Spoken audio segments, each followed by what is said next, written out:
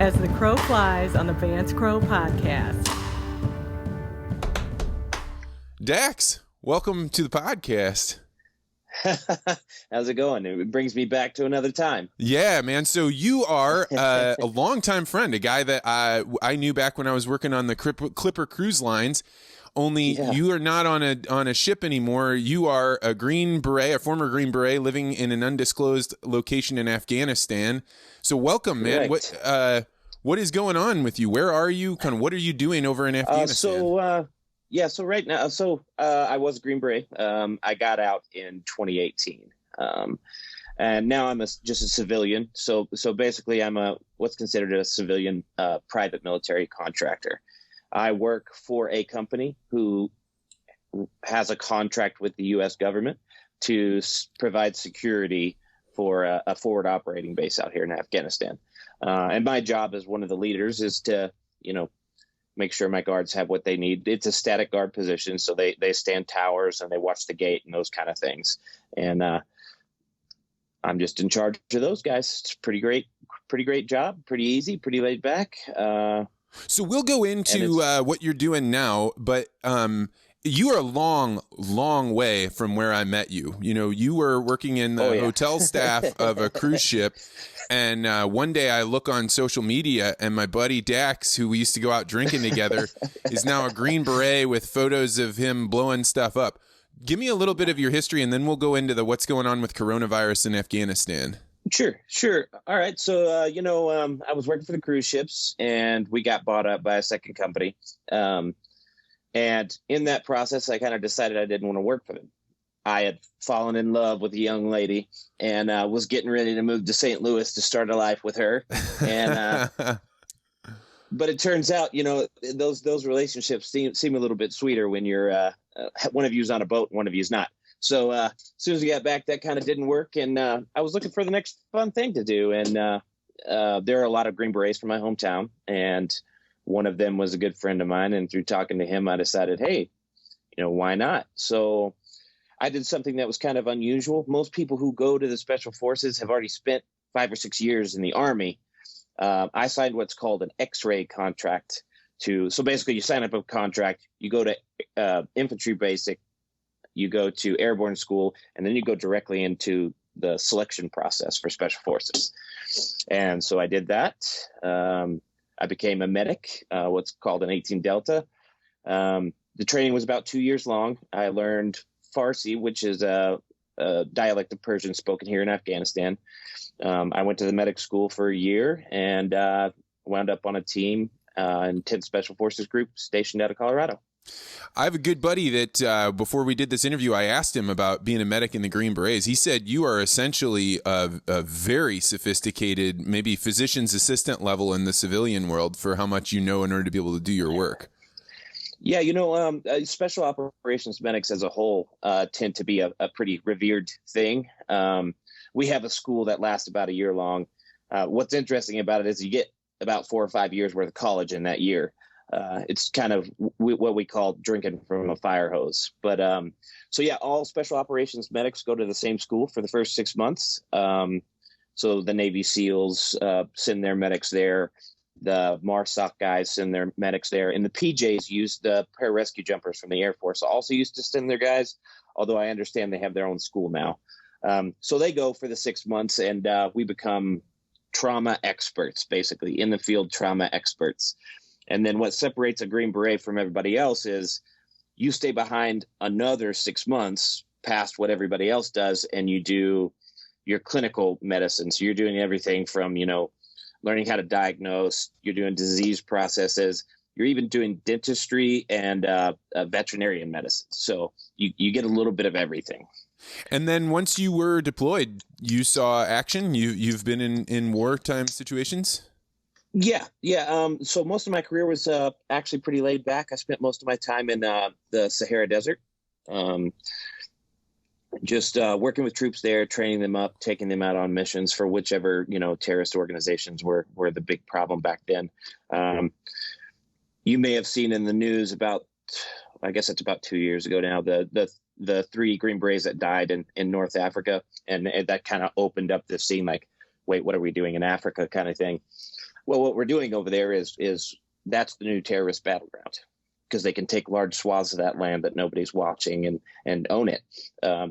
So we were there training troops, trying to get them ready to combat what's coming so that we don't wind up with a second Afghanistan. So this is kind of a hard, quick transition, but I have to wonder, what is the world of terrorism in during a giant pandemic? Like, is this ready state, the military? Yeah, tell me more. Well, it's interesting because it slows down both sides of it, and we're just getting our first taste here in Afghanistan. So it's kind of hard to say. Right now, there's only about 300 confirmed cases. Of course, we know in a third world country, when you have 300 cases, you probably got at least 3,000.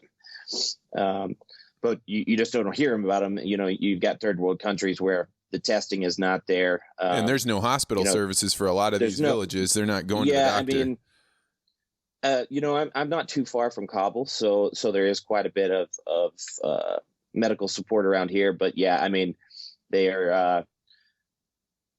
The big problem with Afghanistan is that you have people who have fled Afghanistan and gone to Iran to not be here for the war for the last 20 years. Well, one of the big things that the Iranian government's doing is they've been deporting about around 1,000 people a month since this war began, trying to send them back over here. Well, they're just walking across the border from Iran. Now you have people leaving Iran in masses because they've been hit so hard by the disease. And that's where you're seeing it come from. People are coming through that border and coming into the Herat region and those places. And it's just spreading for there. The other problem with that is, these people don't, we worry about Americans living paycheck to paycheck. These people are living meal to meal. It's not an easy life. So, when you shut down their ability to get food, it's much more difficult over here. It's amazing as you're saying words like, hey, they speak Farsi and they're in Herat. I actually in graduate school lived for 2 years with a guy from Afghanistan. And when I think about, Zubair Fatahi, and it's right now we're thinking about the pandemic overrunning ICU hospitals, but you think about a world under which they don't have mass media. They can't warn people. The options to wash your hands are so much lower. The quarantine, stay at home, that just doesn't work. That has got to be potential for real civil unrest or just massive death. Well, I will say, as far as personal hygiene goes, that's something that Islam has always been very good about. I mean, the need to wash before prayer, that, when I think on that level of washing hands and, taking care of yourself, the Muslim world tends to be much better at that than we do. Yeah. So it kind of seems like a selection pressure, right? The people that were the most devout, washing their hands 5 times a day so they could pray, all of a sudden their God would keep them safe. Yes, absolutely. So, that's not bad. But yeah, I mean, people are hungry in these countries. I mean, not only is it a third world country, but it's a country that's been at war since human history. So, it makes things exponentially more difficult. So let's talk about you. You're in charge not only of the security, trying to make sure that base is safe, but you're also a medic, probably involved in medical treatment. So, I work pretty closely with the medic that's out here. However, that's not my main job. So I would be the medical asset if something happened for my company. But as for, medical on the camp, that would be the medic out here. Of course, he understands, that I'm a useful person for that. So we do a lot of work together. He talks to me at the end of the night, and we kind of talk through, what's happening, what's going to happen and what we're going to do about it. We had to push this a day back because we thought we maybe had a possible case on post. We got lucky. We were able to test him. He was unconfirmed. So as of right now, we're doing all right on this camp. So I don't understand how forward operating bases work at all. Are you coming in contact with strangers every day on the base? Is it do you do some kind of containment? So I personally am not. The way these things usually work is there's an outer base and there's an inner base. And so for us, like the Afghan forces handle that outer security, and then they have their own compound. Then here, where I am living and working, is just American and NATO troops. However, we do have shop workers that come on that are local nationals. We have, the guy who runs the store, the guy who runs the barber shop, all those things. Even some of the people who work at the chow hall are host nation individuals. So what we've done with that, we started this, I think about 3 weeks ago, is we just removed all of that. So no more shops for right now. No more, no more sitting in the chow hall. Everyone gets their food and goes back to another place to eat. Just trying to keep those masses down, because we've been very lucky. We have not seen a single case on here, and we do not want to, because it's such a, it's like a cruise ship. It's a small ecosystem. Yeah, I mean, that's been one of the weird things for, I think, anybody that's ever worked on a ship, is to watch these people that are stuck on a ship for 2 weeks, 3 weeks. I mean, that would be hell. Like to be stuck there. And just remember, the Norwalk things that we would have go through the ship, and it would completely, just shut everything down. Now we're talking about a disease that, is so much scarier to everyone.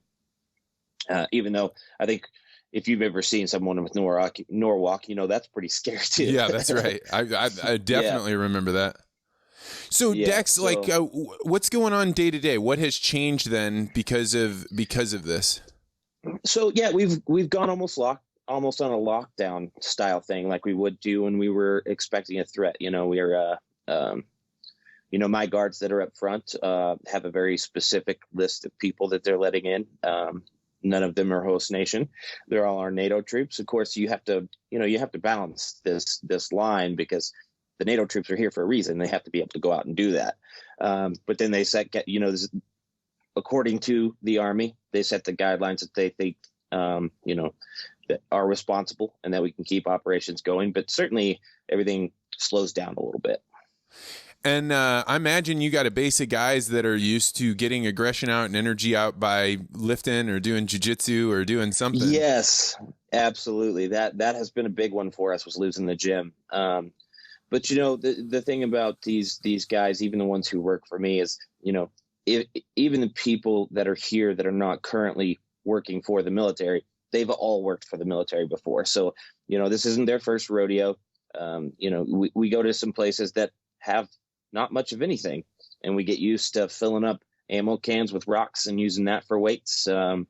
Right now, my big thing is resistance bands that I've gotten into. I saw you doing that. You had a mea culpa saying, I used to think this was not. Yeah. So what was that all about?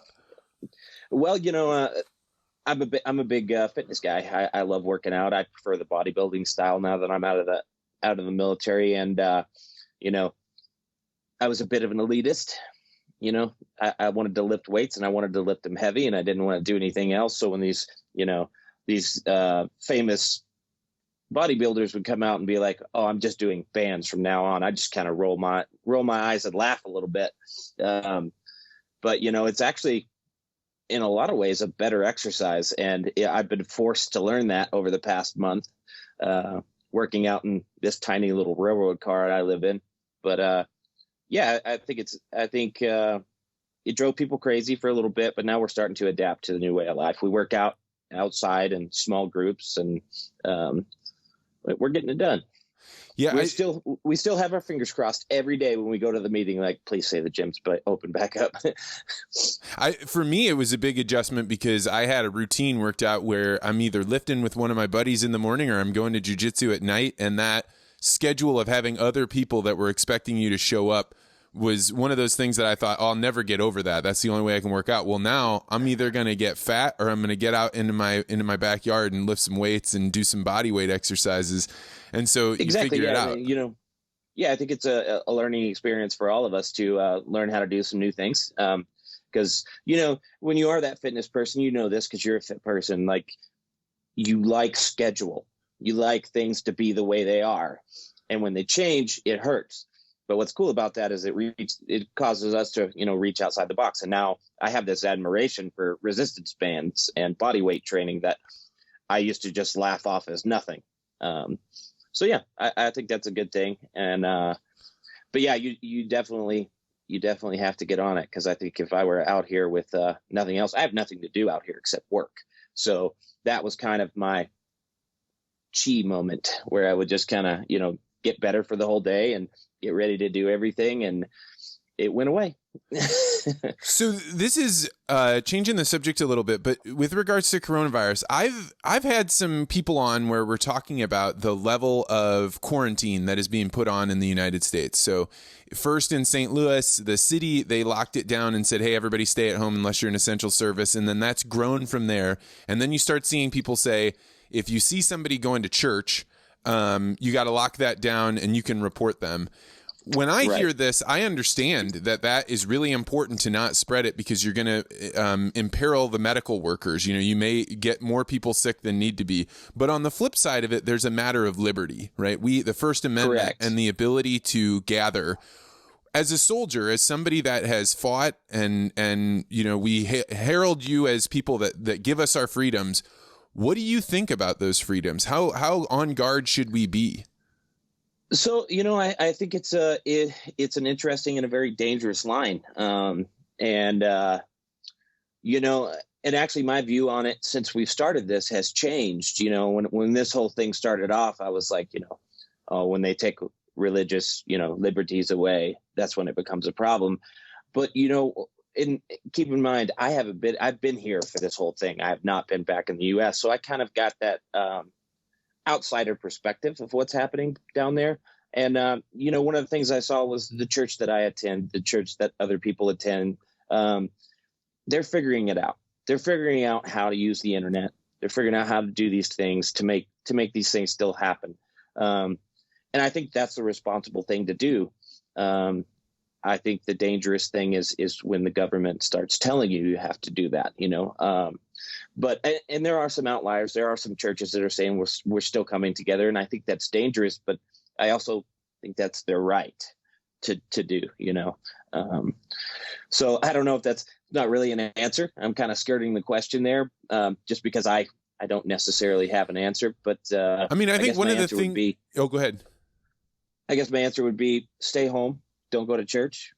But I can't make you stay at home and not go to church. You know what I mean? Yeah, I think that's been one of the interesting things about enforcing all of these rules, right? Because in St. Louis and in some of these other places, they've had an outbreak where police officers are getting sick. And so then those police officers say, hey, we're only going to go in felony criminal situations and otherwise we're going to ignore it. And then so you start saying, well, there are people that want other people to behave differently. So they're saying, hey, you guys don't meet in a church, but they're not willing to go out and stop them. And you don't want to ask your police force to do it. So you get into these conflicts, and I don't want that conflict. I don't want people to be fighting over whether or not they can go to church. But at the same time, you start realizing that rules come when somebody is willing to enforce them. And if you don't have somebody willing to enforce them, is it a rule? Correct. Right. Yeah, absolutely. And I mean, you know, that's one of those fine lines that we're skirting right now is, you know, trying to tell people and trying to hope that they will do it because we have no way to enforce those things.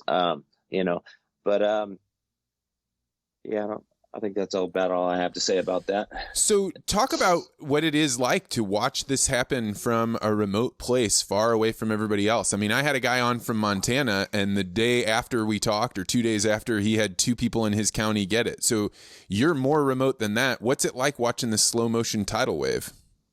You know, it's so the view that I have most of it is what happens on Facebook. So we all know that's not the actual truth of what's happening.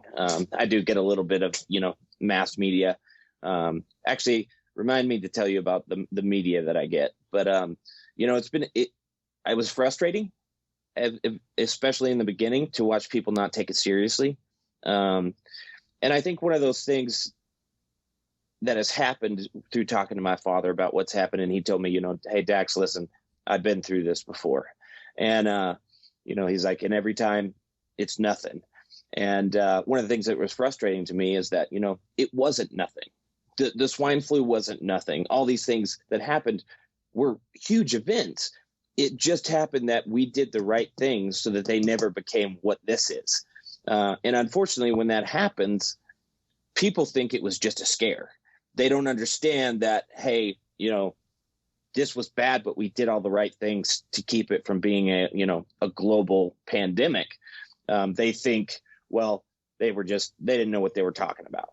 And I was scared that the same thing was going to happen here, you know, that like all these people, you know, that are the naysayers for the disease that say, you know, it's just the flu. It's not that big of a deal. We can't do all these things that we're doing. If we do the right things, they will believe they're right, even though they weren't. And that's kind of scary. Yeah. I mean, when I started seeing the photographs and video out of places like Iran and even China, it didn't quite become like, holy crap. And just recently, if you've seen the video coming out of Ecuador, that place is hell on earth right now. That place is, as far as I can tell, there are so many bodies, and the poor people in the slums there, they can't get rid of the bodies, so they're dragging them and then running away and leaving them out in the streets.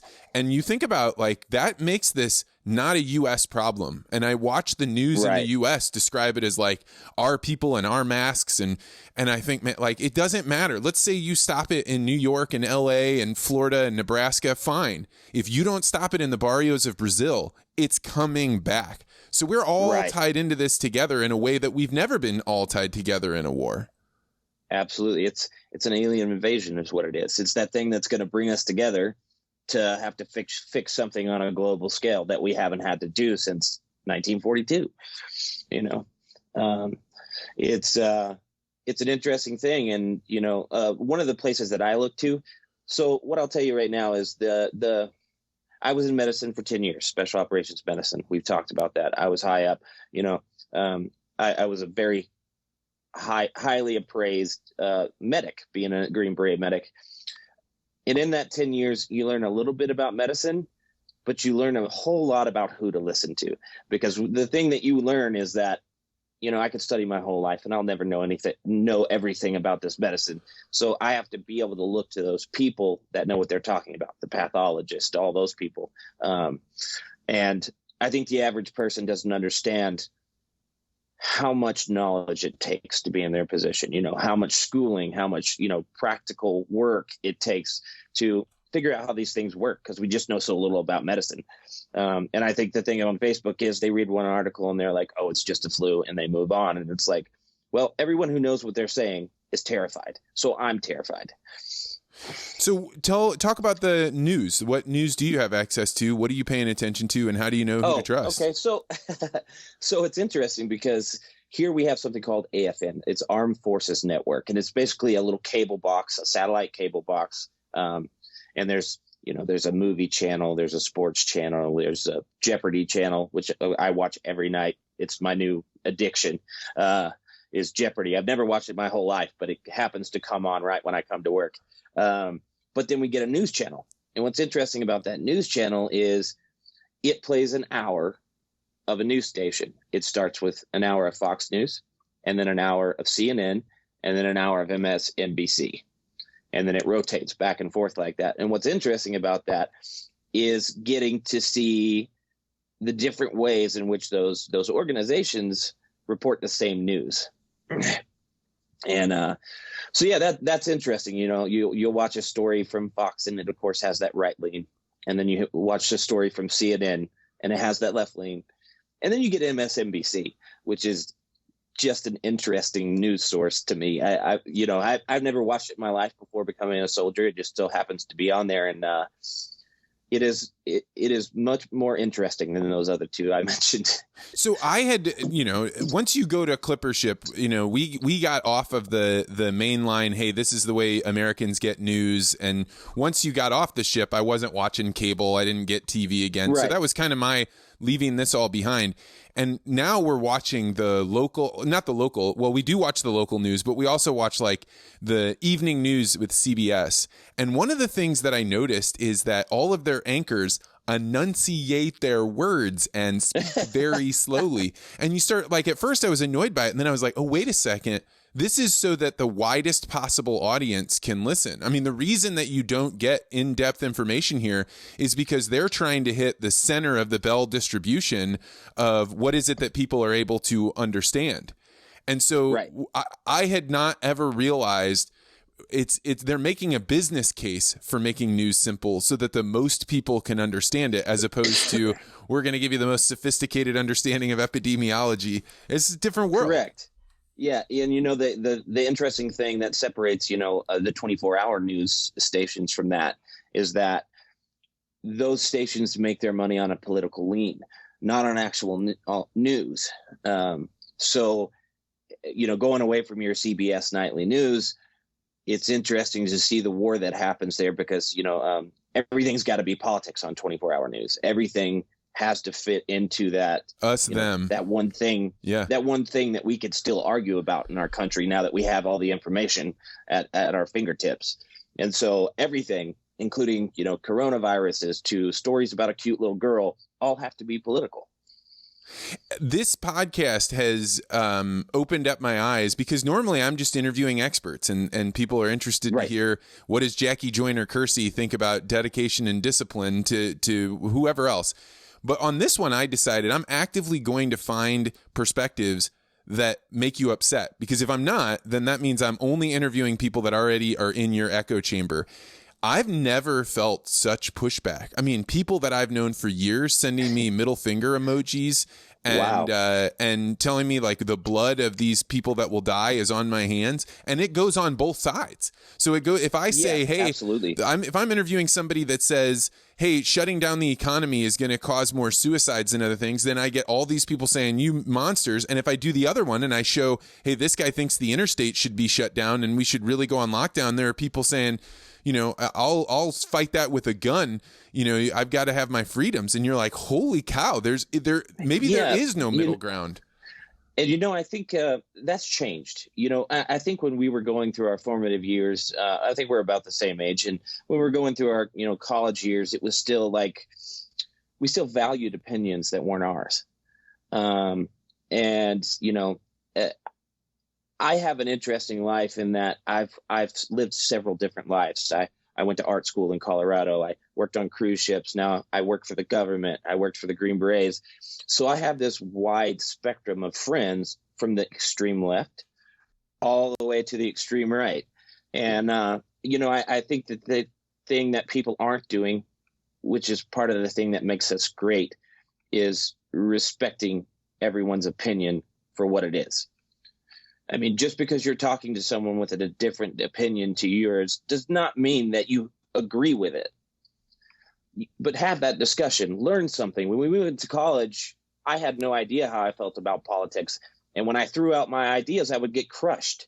And, someone didn't agree with it, they would argue with me. And that's what made me a person.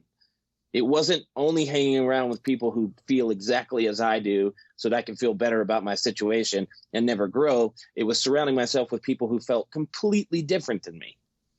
Agreed 100%. And I think that this coronavirus thing has been fascinating because people will come with an extreme opinion that they believe is knowledge that 2 days later is completely smashed.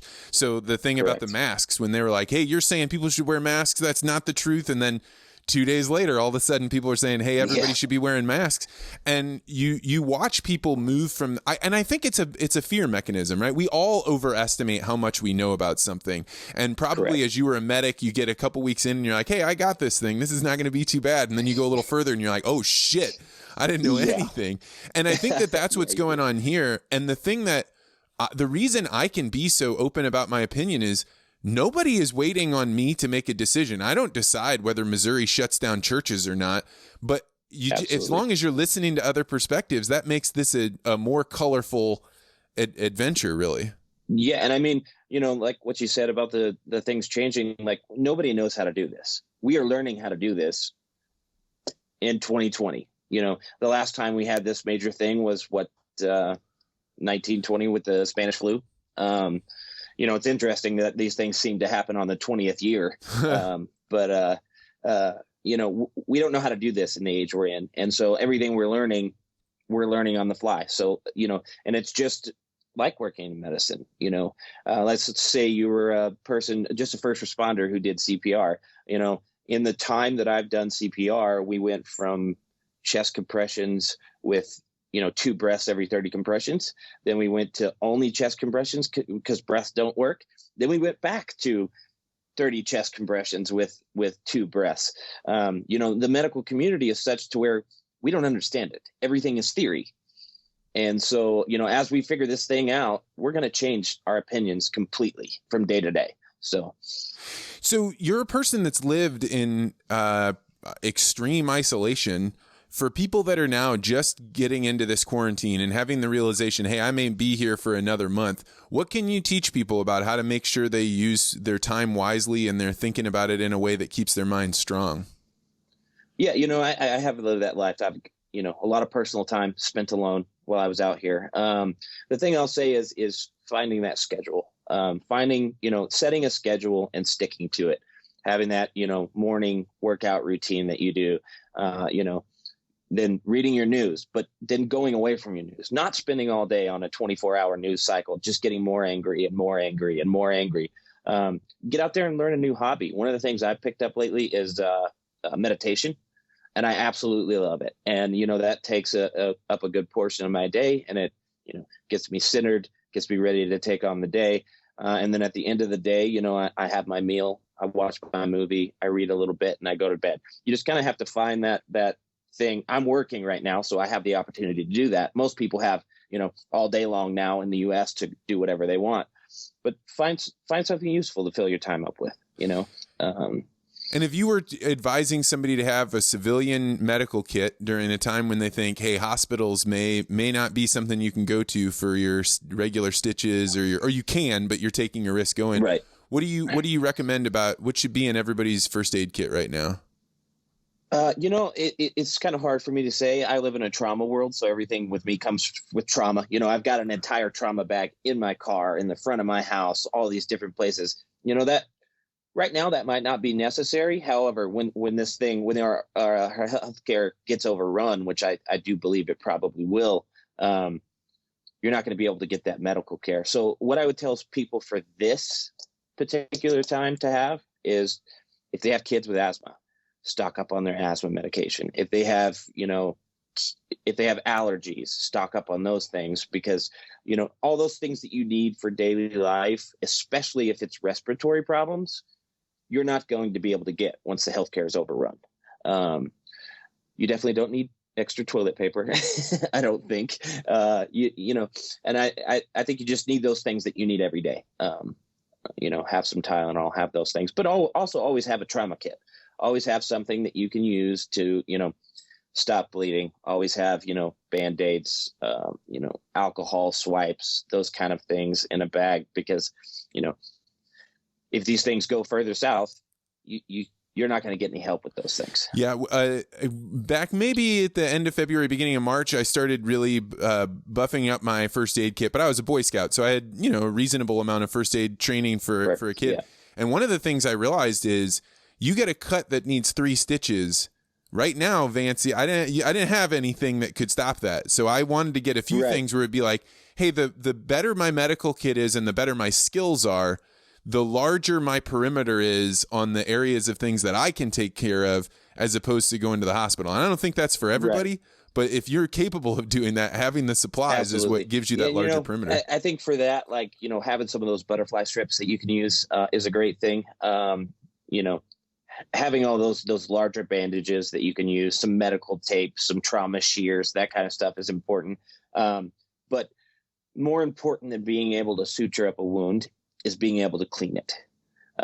Because when you can't get to a hospital, that's the big piece you're missing, is the ability to clean that wound. So, having a bottle of alcohol in there, if you can get your hands on and you're not allergic to shellfish, getting your hands on some rubbing iodine to rub a wound with, those kind of things. That's great advice. So Dax, one of the questions I've been asking everybody is, what do you think the world will look like in 2 weeks? In 2 weeks, I would say one of the things that I've learned from the medical experts is how much we have in common with the Italian healthcare system. And how their system is built almost the way ours is. They actually have, per capita, they have more respirators, they have more hospital beds than we do in the country. But if you look at them, it's very similar. And the only thing different from them was they had about a 3-week head start. They got this disease about 3 weeks before we did, because they had some people come back and start spreading it. I think you can look at them and get a really good view of what the United States is going to look like. Holy and that's a scary, that's a scary terrifying thought, I think. Yeah. Yeah, I think it is. I think that's probably where we're going to go. And I think at this point, with the amount of cases that we have of people just not knowing they have it, those true cases, not the identified cases, I think we're there. Well, that's what we've got to look at. It's an interesting thing because St. Louis got prepared early where I'm at, because I live in St. Louis now, and now the beds haven't filled, and I am already hearing people say, well, I think that it was way overblown, or we got this solved, or even more people saying, I think I had a cold where I lost my sense of taste back in November, so I'm probably okay. And you're like, that's not a good gamble to take. What I tell those people is let's wait and see. I hope you're right. I hope we don't get overrun. But we haven't reached that point yet to make that decision. And if we start making that decision now, we're going to make things worse. Amen. So, this is what I told some of my friends on Facebook. I was like, hey, you know what? If this comes out and I'm wrong, make fun of me all you want. Do it. But just do the things that you're supposed to do now, because I would rather be made fun of by someone who's alive than have to go to a funeral when this goes away.